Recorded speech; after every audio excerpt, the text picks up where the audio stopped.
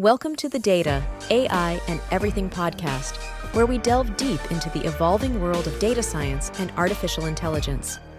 In each episode, we engage with leading experts and visionaries who are at the forefront of transforming the landscape of data and AI. Join us as we unravel the complexities and envision the future through the experiences and insights of our distinguished guest. Welcome to another episode of Unboxed, an open dialogue about data, AI, and quite frankly, truly everything. Now, I'm David Hardun, and I have the pleasure of being joined in this episode with Pedro Uria-Recio, the author of Machines of Tomorrow and former Chief Analytics and AI Officer of True Corporation. Welcome. Hey, David, it's a pleasure to see you again and to discuss with you today. No, excellent. I don't even know where to begin. There's quite a number of areas that, for example, you capture in the book, which I think are absolutely fascinating. But let's take it a step at a time. I wanted to start with one of the areas that I think you've spent quite a bit of your career in, which is the telco space. Yes. Now, the reason why I want to ask you this kind of question, or maybe just get your views, is because ultimately, as we all know, or actually, I should say differently, maybe correct me if you think otherwise. No data, no AI, no fuel, no capacity. And with all the potentials and all the challenges that come with it, end of the day, no data, no AI. And when you think of telco from its origin, when its starting point, in end of the day, it is the highway of data. It is the bus that facilitates everything. But it almost feels that it's become a utility. It literally just became the highway. Is that the case? Or is there this kind of almost a renaissance, a regenesis in the telco industry that is thinking or rethinking about how to leverage on data and AI? You're absolutely right. Telcos across the world have been more and more commoditized, right? So becoming a utility. The telco industry, for the last 20 years or even more than that, has tried, we knew that would happen, and we have tried to move away from that, try to prevent that. That is challenging, is very difficult, right? With the rise-up of internet telephony like WhatsApp, Skype, etc., right? So a lot of telcos even started in the late 90s, started investing in startups. But as doing corporate venture building or startup investment as a corporate is very difficult because corporates have the tendency to acquire a startup and then try to manage that startup in a corporate way, which ultimately kills the startup. And there have many examples. There have been many examples of that in the last 20 years, maybe 25 years as well, right? So it is very challenging in the telco industry. Additionally, there is a consolidation of telcos in every country. Yeah, that's true. We can talk about Southeast Asia in particular, but it's happening all around the world because the economics are becoming more challenging. So that's why telcos consolidate so that there are less players in each country, right? So whether telcos will remain having an added value beyond just pure connectivity is challenging. I don't know how the future is going to be, but this is challenging. However, telcos are really trying very strong by investing in content, investing in value-added services, etc., with mixed results. Some of them have been more successful, others less. It's interesting, and I can't help by smiling when you say that we don't know how the future may look like, because in a certain degree, that's exactly what you've done in the book. Yes. looking at both in the past and the future. So maybe you do have a bit of an oracle, a lens in terms of how the future will be. So let me tell you about the book, right? Just briefly. Book is called Machines of Tomorrow. So who are the machines of tomorrow? The thesis of the book is that the machines of tomorrow is us, human beings. We are the machines of tomorrow. And why is that? Because humanity, human beings, is interlacing with AI. At this moment, we have mobile phones and we're using mobile phones for everything. The fact that the mobile phone is outside our body is just an anecdote, right? Very soon there are going to be brain-computer implants that is going to allow us to communicate with a computer directly. Elon Musk is working. It's already been used to modify human DNA. There are already cyborg technologies to make people, stronger. By modifying the DNA, there will be people that will be living longer, be more immune to cancer, etc. So we are going to make AI part of our body, part of our species. That's one of the most important ideas of this book, but it's not the only one. I'm also talking about the future of education, the future of jobs. AI is going to fundamentally change the job market. Yeah. And I'm talking quite a lot about the potential utopian consequences of AI, because obviously AI is going to create a lot of wealth. However, there are also dystopian consequences, because that wealth is not going to be for everyone. Right? So Pedro, I want to double click on actually a number of the things that you said, because I think they're fascinating. But I have to ask this question, and as someone that in my many years ago, I don't know whether it's foolishly or crazily, also decided to write a book. What drove you to write it? So I was invited to talk, or I was working on a script for a podcast about the history of AI. I love history. I really love history. And something that very few people have done is explaining AI from a historical perspective. Yeah. When each one of the AI breakthroughs that we are having right now, when was it developed? Why was it developed? What happened in AI in the .com? What happened in AI in the great financial crisis? Why things happen in the way they happened, right? So I was preparing a few notes to talk in a podcast about the history of AI, and what started being a few notes finally became a book of 450 pages about the history of AI, which explains what AI is, why AI is so important for human beings, why human beings have been trying to create artificial beings. Now we call them AI. Before it was called different, artificial beings, for centuries. And Pedro, it has been an obsession. One would say that is definitely a few notes, 400 plus pages. That is, it shows also the richness of the richness of the historical aspect, but as well also the underlying possibilities. And you keep on going back to this point about the future of the machines, basically the future of tomorrow, this kind of view of artificial. Okay, I'm using it in that context, but it's actually about us in the end of the day. It's about us as a species, us as a evolutionary point of view. I am approaching the topic of AI from many angles. Spirituality is one of those angles. History is another one. Technology, I'm explaining the algorithms in detail with a very simple language, but I'm explaining the algorithms. I'm talking about mathematics, talking about history, talking about economics. I am explaining AI from so many angles, because for me, creating artificial beings, creating artificial intelligence, as I was saying before, merging with it, what is going to happen, is the biggest epic of humanity. Right? So I'm taking many angles. Spirituality is one of those angles. Why? Because artificial general intelligence, AGI, creating an entity that is going to be as intelligent as us.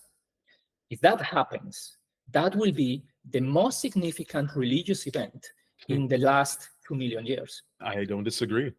So the book has 5 parts. One part about AI, one part about mythology, one part about AI, one part about robotics, one part about the transition, and one part about the very long-term future, the new being, this idea that we merge with super intelligence. Each one of those parts, I am opening it. I'm opening each one of those parts with a quote from a religious leader. And that means really that is the most significant event. Right? For me, AI has an spirituality, and that is what we can see in some of the authors that are writing. For example, one of the most famous books about AI is The Singularity is Coming. Yeah. The Singularity is Coming. A lot of people are using this kind of language because they are driving parallels with spirituality. And I try to reflect this in the book as one of the angles. Obviously, I have history, I have economics, I have many angles. Yeah. It's interesting you bring that up. And I don't think it's, I don't think in any of the previous conversations that at least that I've had, it has come up to that extent. But, in a true view, and again, I'm happy to have people have a different perspective. Actually, AI, despite the origin of so-called artificial, so-called creating robotics, is deeply rooted with underlying spirituality, with a deep necessity of understanding ourselves. And what's the best way to understand something? It's by creating, exactly, it's by replicating. That is the best way to learn. That's the best way to understand. That's the best way sometimes to appreciate. That's absolutely right. Sorry to just... No, please. What we have learned by creating artificial neural networks about how our brain works is absolutely amazing. By trying to replicate the neural networks of our brain in an artificial way, our understanding of our own brain becomes much more accurate. And that's what has happened in scientists have realized. No, it's fascinating. And actually, one of the things that I was trying to understand from the book, and you touch on, and perhaps in a way leans from this point of view of actually this is about us. Now, yes, what I was also about to say, that in a way you're also exemplifying the immense challenges with AI, because it is not one thing. It's not, and a lot of times, implicitly or explicitly, there are organizations, people, regulators, policies, etc., which almost try and create an analogy to a technology, to cloud, to blockchain, to this, to whatnot. But the reality that AI is a construct. It captures within it multiple layers, from a very infra-mechanical to, we were just talking right now, spiritual. But what I wanted to bring up, and I said that kind of, at least with me, it ignites some thoughts that you've touched on the book, is you said something about the rise of artificial creativity.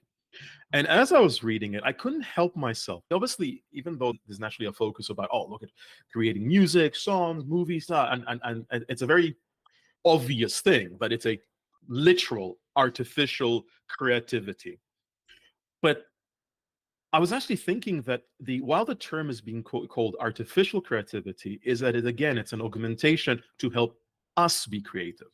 Because one could always argue that however miraculous it may seem, what does one say? That science to some may seem as magic. The source origin of what is creativity, at least for now, can never come from no matter how sophisticated a machine, because it is a set of underlying principles, it's a set of mathematical views that will follow some underlying logic. And again, I'm deliberately talking from an abstract perspective. Whereas humans, again, there was just a recent paper that like even a fragment of the human brain was like 175 terabytes. It's that degree and complexity that ultimately allows us to be creative. So therefore, the artificial creativity is the artificial support to be creative. The chapter about artificial creativity is the chapter about generative AI. It's the chapter where I described everything that happened from 2017 when the transformers were first published by Google today, right? That's what I refer to. No, absolutely. Generative AI. Now, that is connected with the future of jobs. In the midterm, how we can use AI to become more creative, or in general, I would say, to help us in our jobs, right? As long as AI is a tool, that means that as long as AI is not a replacement for a human being, and if there is artificial general intelligence, it might be, because by definition, that is something as intelligent as us. So by definition, it's a replacement. So as long as AI can be used as a tool, and as long as the pace of development of AI, the pace of creation of new tools is reasonable for people to keep on track. Things are not happening so fast and the workforce can adapt. If things start happening really fast and people cannot learn it fast enough, maybe you can, but a lot of people will find it very difficult to learn all these things that have happened in the last few years, right? So as long as those things continue, AI will create more jobs than it will destroy. It will destroy some, but it will create more jobs, like it happened with all the technological revolutions in the past, the IT revolution, the industrial revolution, agricultural revolution, all that. However, if at some point AI, the pace of innovation is so fast that 80% of the people cannot learn it fast enough, 80% of the people have to change jobs so fast that they cannot adapt. Or if AI becomes so intelligent that becomes a net replacement for jobs and people start to find it difficult to find jobs. If those two things happen in the future, there might be a problem with jobs. It might be a situation in the mid-long term, not in the short term. You say jobs, and I fully agree with everything you said, but I'm just wondering, doesn't it go beyond jobs? Doesn't it almost say, because you job, better opportunities, etc., but actually it's better us? because again, I'm thinking to the heart of human nature. And again, I'm generalizing, of course. There will be people at different degrees of the underlying spectrum. When you see something amazing, it pushes you to do more. It pushes you to go, can I do something else? When you show an artist a beautiful piece of art, the artist will go, what can I do different? Correct. When you play music to a musician, they would like, how can I interlace it if it's a mixing element or if it's a new composition? So in a way, this capacity, again, for jobs and of a specific kind of dimension in terms of scope of a role and task, but even for us, it's like a nudge on a societal level. So you are right. That's why I say in the short term, it's going to push us forward. Yeah. However, human beings have limitations. There is so much we can do. We have a biological... unless we get to cyberpunk era. Brain-computer interfaces, modification of the DNA, unless we get into that, which I think is what is going to happen. But humanity or human beings are limited by our biology. So AI is going to push us forward. But if AI goes so far beyond the roof that we cannot continue going forward, that is when there might be a problem, unless our own biology changes, which is one of the things that I'm suggesting. For example, artificial intelligence was used to develop certain aspects of the COVID vaccines. There is designing DNA and the DNA of these mRNA vaccines. Designing DNA is so complex that you need AI to do that. You need actually generative AI to generate how the molecule is going to look like. So AI has already been used for that. And at some point, it's going to be applied to biology, making people different from what our biology is. Cyborgs, that is probably going to happen. There are already cyborgs. I talk about that in the book. There are cyborg associations. There are cyborg Olympics. Yes, that interlace, and you mentioned about a polemic aspect, which is the religion side of the religious side of the book. One of the other polemic aspects is that I don't shy away from talking about polemic areas. I'm talking about the AI, the Cold War of artificial intelligence between the United States and China. I'm talking about geopolitics. I'm talking about how wars are going to be in the future with AI. But one of the things that I talk about is basically the fact that if we mix with artificial intelligence, it's going to make us much more likely to survive in the long term than if we don't mix. And I use a very polemical example, which is the mixing between the native Mexicans when the Europeans arrived in Mexico. You go to Mexico City today, and 60% of the people are mixed. There are a lot of Native Americans in Mexico, and the vast majority of the population is mixed. You go to the United States, nobody is mixed, and there are no Native Americans, and those that are there are in reserves, right? Why did the Native Americans survive in Mexico and they didn't survive in the United States? Because in Mexico they mixed with the Spaniards. It's all about integration. It's all about integration. So mixing, applying AI, not only to our work, but to us. And this is looks like very science fiction. And what I am trying to do in the book is explain the science of that, what has been done so far, why I think from a scientific point of view that is possible. But I also, in order to storylining, I talk about Asimov, I talk about science fiction as well, to give a taste about how that might look like. And then I go to the science and say, actually, these things that Asimov was talking about, it could happen. He's been pretty good so far in terms of laying the breadcrumbs towards a potential future that some of it has already become a past. But okay, so let me get your views on this one, and perhaps I don't know, I say provocative questions, but what is really provocative? We talk about a potential AI utopia to a certain extent. And yes, there are risks, there are concerns, there are challenges. And as you describe in terms of some historical countries' points of view may have different outcomes. But let's be optimistic. Let's be optimistic and focus on that AI utopia. If you look at every cultural revolution, genesis, it's been a different set of leaders, different set of people at the front.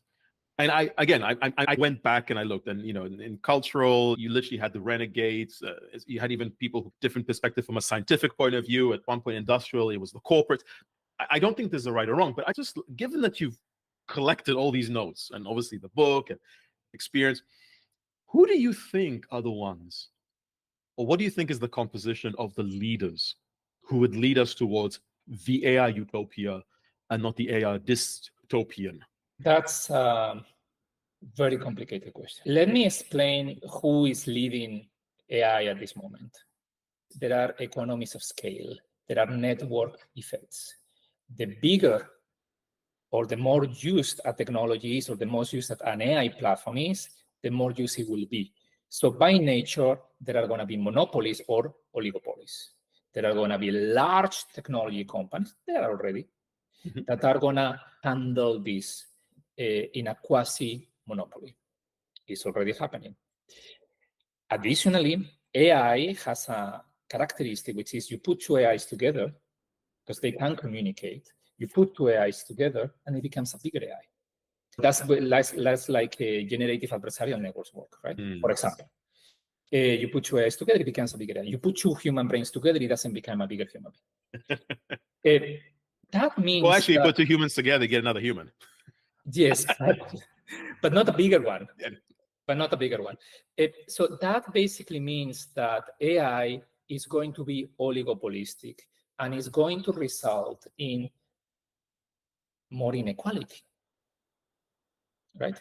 Because that creation of wealth is going to go to a few hands. It's already happening, right? That is from an economic point of view. From a political point of view, AI companies have been lobbying governments, right? So there is this regulatory aspect. One of the things that people found very surprising when Sam Altman went to the Congress, the US Congress, was that everybody that goes to the US Congress is saying, do not regulate us. But Sam Altman went to the US Congress saying, please regulate us. The contrary. And what I argue in the book is that these companies that are already incumbent are trying to create barriers to entry, right, with governments, right? So that's why I'm saying artificial intelligence is going to create a huge amount of wealth, but not for everyone, right? And now you can think about, people are talking about universal basic income. I explain universal basic income. I explain in the book why I think it's the wrong solution, why I think that universal basic income is just going to generate more inequality, not less. Because at the end of the day, what you are giving people is a paycheck every month so that they continue buying the services of the incumbents. If you want to solve inequality, you need to give them ownership of those companies, not a paycheck. So basically, that's going to create, basically, if there is massive unemployment happening because of mass job replacement, if that happens, UBI, universal basic income, is going to make it possible for these incumbents to continue having revenues, even if they are not employing people. So that's why, so I talk about all these things. Now, if you ask me, what is the kind of leaders that will take us to a more utopian environment? What I argue in the book, and that can be polemic, but the book is polemic. What I argue in the book is that free economics, libertarianism, so liberal policies where basically people are free to choose their education, free to choose what they use with the money, free to choose what they do in their life. Those kind of countries will be closer to utopia. Those countries where people implement UBI, those countries where there are large monopolies, those countries where information and misinformation is regulated rather than letting people think by themselves. Those are the countries that will be closer to dystopian. That is what I am arguing in this book. And I totally understand that some people will disagree with that, Yeah. but that's that's part of just, in my view, a healthy society is discourse. One has to have different views. By the way, as a completely side note, but I couldn't help thinking of when you talk about the paychecks and financial support. I was recently in Baku in Azerbaijan. with me. So I was there again, actually. So I was recently you again. went again? Yeah, I went Okay. there again. I loved it that much. And I was talking to someone locally, and I don't know how the topic came up. And he said, no, the government here doesn't give money. They give a cow, or they give actual work ultimately. And the reason he was giving the example of the cow was because with the cow, they can make milk, they can make a product, they can sell. Because one of the concerns that they had was if it's just money, there's no tangible feeling around it of how do you then grow, how do you sustain it. It's essentially, it's just there, it's consumed and it's done. Whereas when it's a more material element, in this case it was a cow, you can actually get in a situation when you actually have the ability to buy more cows. Now, again, I know this is not applicable for every country and situation, but I thought that was a charming and wonderful idea. So I just wanted to just plug that in when you were talking about that. That's the whole idea of don't give a fish to system how to fish. Yeah, the book ends, following your question, the book ends with an epilogue that explains what are the current policies or the current most accepted ways of thinking how we have to handle AI, largely driven from an intellectual point of view by the World Economic Forum.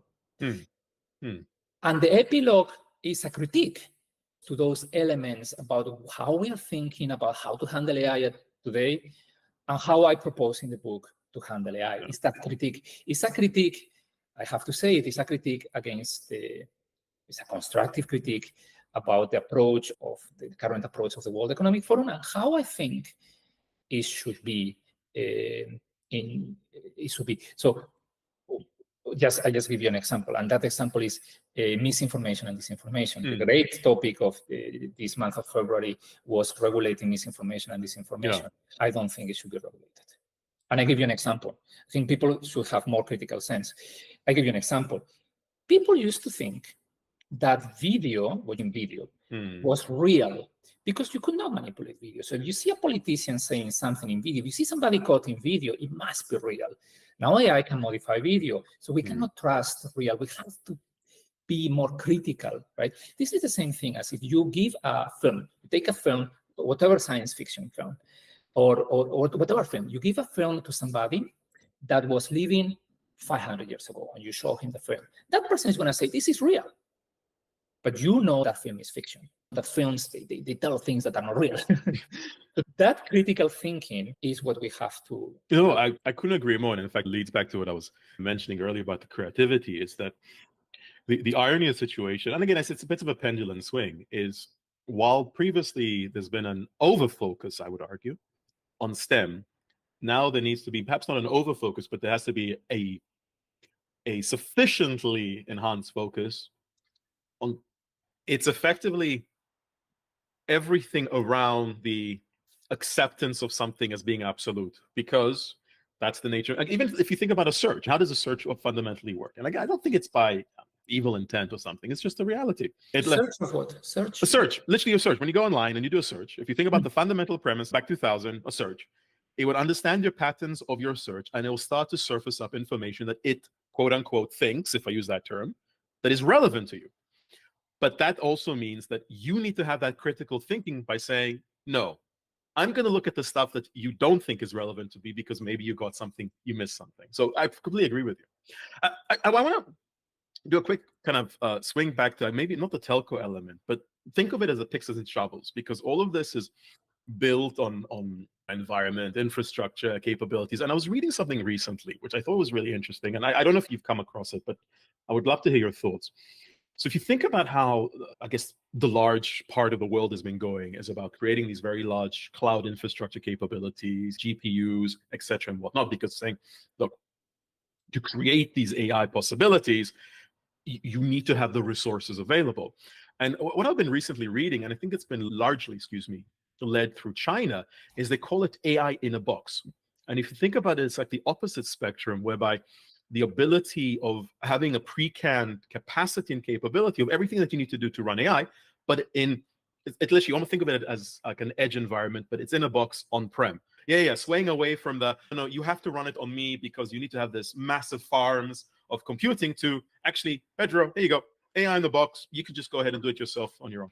That's very interesting. Yeah, I'm just wondering, what do you think about that?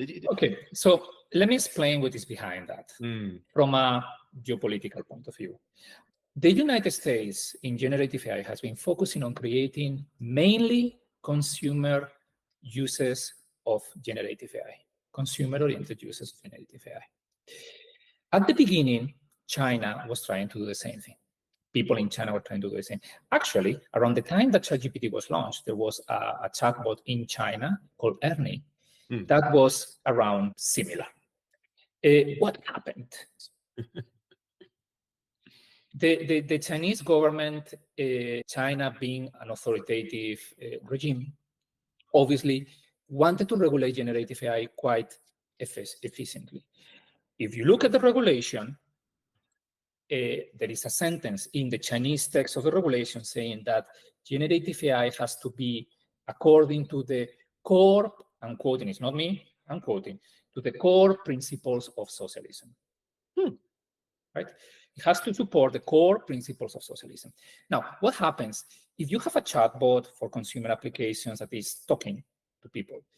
The chance that principle is not going to be fully always fulfilled is very large. So the Chinese government very fast put in place a very restrictive control over the large language models. They have to be approved. There is a battery of tests, etc., etc. Something that, with a certain distance, the European AI Act is, in certain aspects, forcibly in those that are more critical. So Chinese people are very entrepreneurial. They are very hardworking. So they say, if it is going to take us months to get our chatbots approved, it's just never going to work. So what they did is they started focusing on corporate applications. Okay. Business applications of AI with chatbots, but they don't have those requirements because it's much more unlikely that a chatbot is going to say something inappropriate within a banking environment. They have worked quite a lot on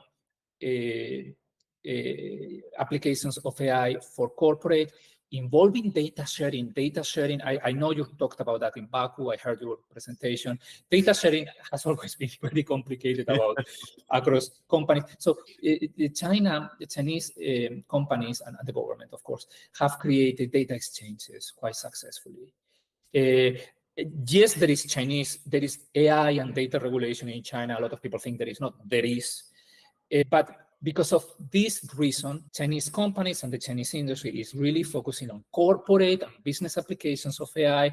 And I think they're going to be leading there rather than on consumer applications where we see most of the developments in the US, in the Western world. So that idea of having AI in a box that you go to your company and you can run it on premise and blah, blah, that corporate. But by the way, there are US companies also trying to do that. But I'm saying, if you have to generalize, I would say China is more on the corporate side, while the US is probably more on the consumer side for the time being. I know this is fascinating. And it, again, goes back to the origin. And again, I'll just repeat what you were mentioning earlier and you cover in your book, the multifaceted, multi-dimensions, multi-paths in which this journey will unfold. And Pedro, look, we can keep on going. We can keep going and going. And we didn't talk about war. We didn't talk about, we can keep going and going. Yeah. I think that one needs to have its own kind of special session. that one is tough. It is. But, and by the way, one of my personal views has always been that if there's one area that AI should be banned, is in warfare. But like I said, that could be a separate topic on its own. But it's unlikely. I know, of course it's unlikely. I know it's unlikely. I'm just saying that if it should be in that one. So I was, in my back of my head is running through, and I think core attempt of surmising it is as a one-liner is AI is the ultimate test of human potential. Yes. Pedro, thank you so very much. This has been a fantastic conversation. And like I said, I'm looking forward to the next one. Thank you very much. It has been great to talk to you again and to be in your podcast. Thank you very much for the opportunity. And thanks to all the listeners. And I hope you enjoyed the book. I put a lot of care, a lot of work on it together with my co-author. I did it together with another person called Randy McGraw, and I want to mention him as well. Thank you. Fantastic. Thank you so very much. Thank you. Bye-bye. Thank you for joining us this week on the Data, AI, and Everything podcast. Make sure you visit our website at aboitesdatainnovation.com, where you can subscribe to the podcast and find our show notes. If you enjoyed listening,